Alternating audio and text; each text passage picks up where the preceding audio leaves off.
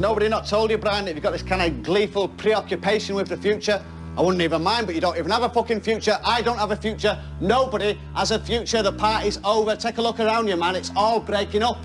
Generally speaking, most people and cultures view life as a gift and something beautiful to experience. But I would argue that life doesn't have the qualities of a gift. It's more like an imposition or a burden for many of the beings that must experience it. Normally, when we receive gifts, we are free to accept or reject them, and usually there are no strings attached. But life is imposed on us by our parents regardless of our consent, and there is no evidence we agreed to be born into this world. Existing in this world also comes with strings attached. We have this meat suit body that requires constant maintenance. We must feed it, give it water and stimulation, or it will cause us to suffer hunger, thirst, and boredom, among other things. Sure, if you accept a car as a gift, there are strings attached as well, like you have to pay for fuel, maintenance, and insurance, but unlike with life, this car wasn't imposed on you, and it's not difficult to get rid of a car that you don't want.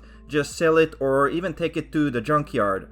Life, however, has no easy quit button, and we are kind of stuck here for better or worse. But what is this life even? This is a world where struggle and suffering are guaranteed to everyone to some degree, but living a good, fulfilling life is not always on the menu. There is also no objective meaning to life that we can reliably determine through rational thinking or scientific means. Of course, many religions that are around here claim to have found the true purpose of life, but they can't really prove it with verifiable evidence, and they don't all seem to converge on the same shared truths, like for example with physics or chemistry.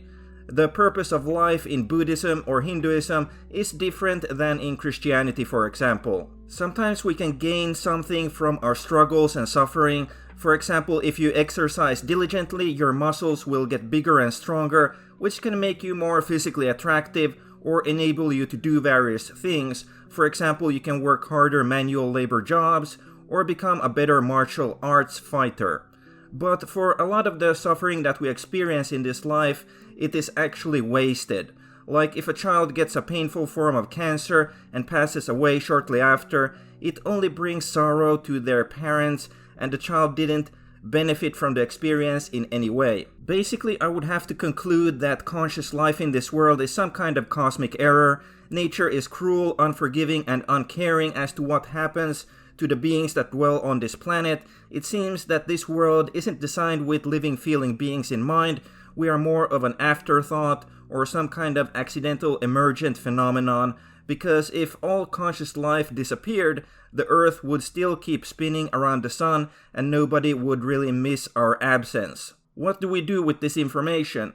Well, many people have an optimism bias, and I'm kind of tired of toxic positivity, so I wanted to share my thoughts and observations to provide this alternate perspective on life from the viewpoint of those who are suffering and got the short end of the stick. Remember to like and subscribe, and let me know your thoughts in the comments. See you in the next video. Okay, thanks, bye.